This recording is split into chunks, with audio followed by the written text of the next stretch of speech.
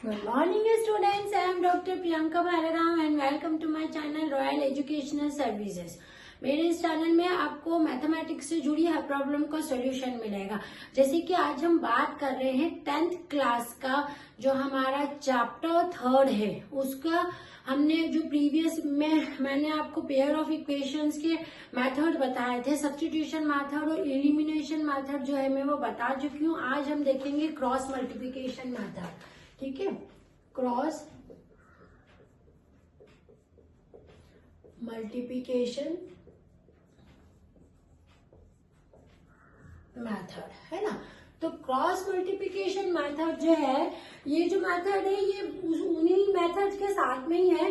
मैंने आपको क्या बताया था कि क्वेश्चन में यदि मेंशन हो तो ही आप उन मेथड्स को करें, नहीं तो आप जिस भी मेथड में कन्वीनियंट है ना वो मेथड आप करिए। जैसे क्रॉस मल्टीप्लिकेशन मेथड को हम समझते हैं, हम हमारी दोनों इक्वेशन लेते हैं। पहले इसका एक डेमो समझ लेते हैं। a1x plus b1y plus c1 equals to 0 एक इक्वेशन है।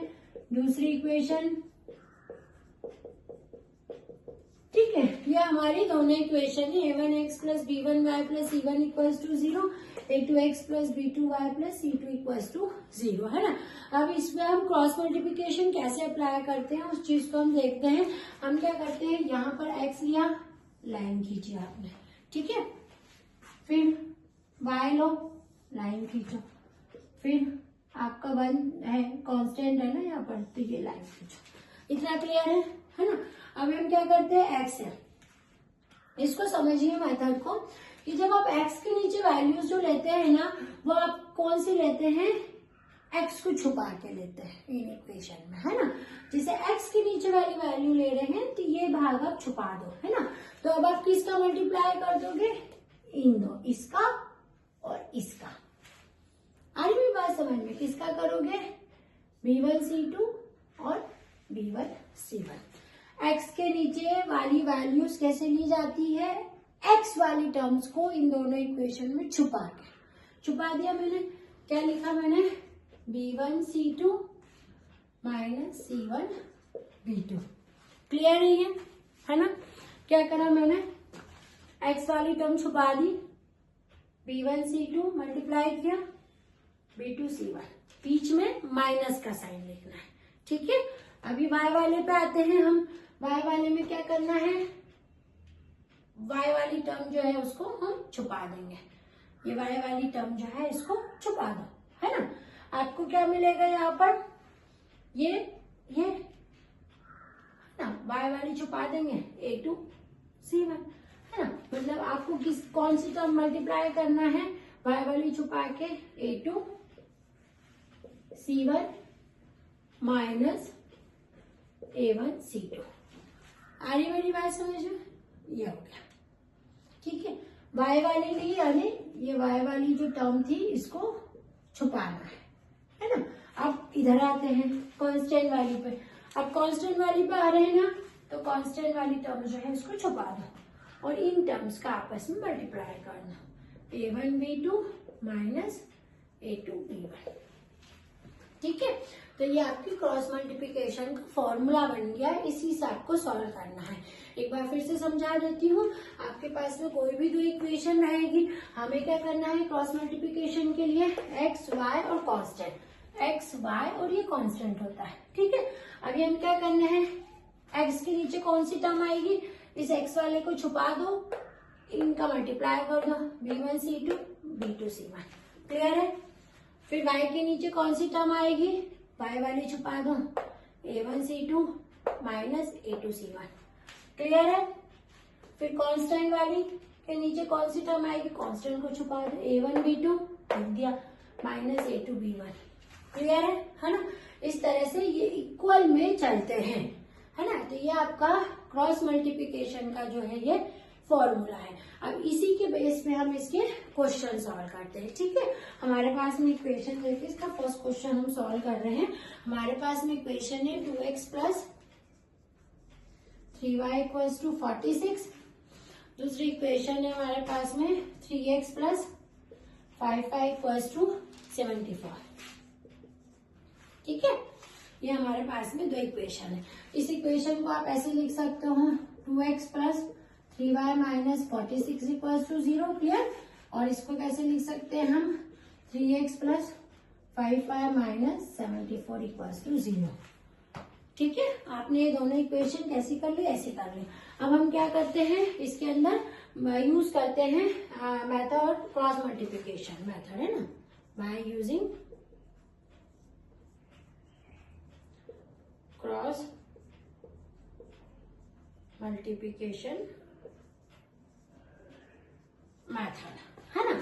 क्रॉस मल्टीप्लिकेशन मेथड यूज करते हैं हम इसके अंदर। तो हम क्या करते हैं, ये वाला फॉर्मूला लगाते हैं। इस फॉर्मूले को आप चाहे तो यहाँ पर मेंशन वापस कर सकते हैं, वी नो दैट करके, है ना। तो x अपॉन में, चलो इसको करते हैं, हम तो अपनी मेथड से करते हैं, फॉर्मूला याद करने की ऐसी कोई जरूरत नहीं है, आप डायरेक्ट करो ना। ये देखो x वाली, x के नीचे कौन सी टर्म आएगी, x वाली छुपा दो, 3 7 3 into minus 27, 3 into minus 74, sorry यार 74 था, माइनस 5 इंटू माइनस 46। क्लियर है ना। अब इक्वल लगाती हूँ मैं y वाला टर्म छुपा लेती हूँ मैं, है ना। माइनस साइन और प्लस साइन का ध्यान रखना है ना। तो ये क्या हो जाएगा, 2 into minus 74 minus 3 into minus 46, ये माइनस है ना इसके साथ में, इसलिए, है ना। अब यहाँ पर क्या आ जाएगा, कांस्टेंट का कर लेते हैं, इसको छुपा लेती हूँ मैं, है ना। क्या हो जाएगा, 2 इंटू 5 माइनस 3 इंटू 3। क्लियर है, कर दिया। अभी कितना हो जाएगा मेरा, मल्टीप्लाई करते हैं, माइनस है, माइनस का ध्यान रखना है आपको।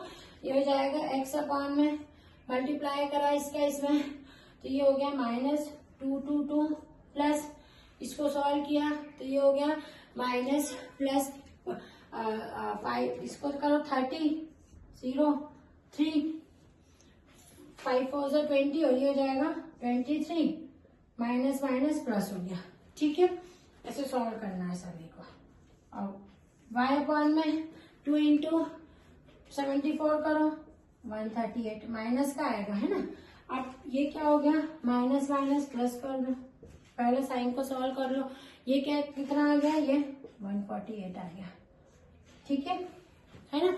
अब ये कितना आ गया, 10 माइनस 9, 1 अपॉन में 10 माइनस 9। क्लियर है ना। अब हम इसको सॉल्व कर लेते हैं। ये कितना आ गया हमारा, x अपॉन में 230 में से 222 माइनस किया, प्लस का साइन 8 बराबर y अपॉन में ये कितना आ गया 10, 148 में से 138 माइनस किया, ये कितना आ गया 1, है ना। ये तीन चीजें हमारे पास में आ गई। हमारे पास में आ गया x अपॉन में 8 equals to y by 10 equals to 1 upon में 1। अब हम इससे x एंड y की वैल्यूज निकाल लेंगे। हम ये दोनों लेके चलते हैं, है ना। x अपॉन में 8 इक्वल्स टू 1 बाय 1, तो कितना आ गया हमारा, इसका यहाँ मल्टीप्लाई कर दो, x की वैल्यू 8 आ गई। क्लियर है ना। अब दूसरा ये लेके चलो, y बाय 10 इक्वल्स टू, मतलब वेरिएबल के साथ कांस्टेंट लेके ही चलना है, तभी आपकी वेरिएबल की वैल्यूज आएंगे। ये कितना आ गया, y इक्वल्स टू 10। यानी क्रॉस मल्टीप्लिकेशन को यूज करके आपने जो गिवन इक्वेशन आपको थी, उससे आपने आपकी वेरिएबल की जो वैल्यूज है x इक्वल्स टू 8 और y इक्वल्स टू 10 निकाली। तो इस तरह से आपको क्रॉस मल्टीप्लिकेशन मेथड को यूज करके आप कोई सी भी वैल्यूज जो है उनको निकाल सकते हैं। आपको ये जो फॉर्मूला है वो याद रखने की जरूरत नहीं है। ठीक है, ये जो फॉर्मूला है मैंने आपको कैसा बताया कि जब आप x की वैल्यू निकाल रहे हैं ना, तो x वाले को छुपा दे और बाकी का साइन का ध्यान रखें। जैसे 3 इंटू माइनस 74 है, तो माइनस 74 ही यहाँ लिखना है। अगर आप माइनस और प्लस की मिस्टेक करेंगे तो आपके क्वेश्चन जो है वो आंसर सही नहीं आएंगे क्वेश्चंस के। यहाँ पर देखो माइनस है, अपन ने क्या करा था, ये 3 इंटू माइनस 46 किया, तो ये माइनस का था, तो यहाँ पर माइनस माइनस प्लस करना है। क्योंकि जनरली 9th 10th में स्टूडेंट्स क्या करते हैं, साइन मिस्टेक्स बहुत ज्यादा करते हैं, जिसके कारण उनको मेथड तो समझ में आ जाती है, लेकिन वो क्या करते हैं, साइन के कारण उनसे वो क्वेश्चंस के आंसर प्रॉपर नहीं निकलते हैं। ठीक है, तो ये आपकी पूरी क्रॉस मल्टीप्लिकेशन वाली मेथड है। इसके और भी प्रैक्टिस क्वेश्चन है जो मैं अपने नेक्स्ट वीडियोज में अपलोड कर दूंगी, आप इसको नोट डाउन कर लीजिए। Thank you.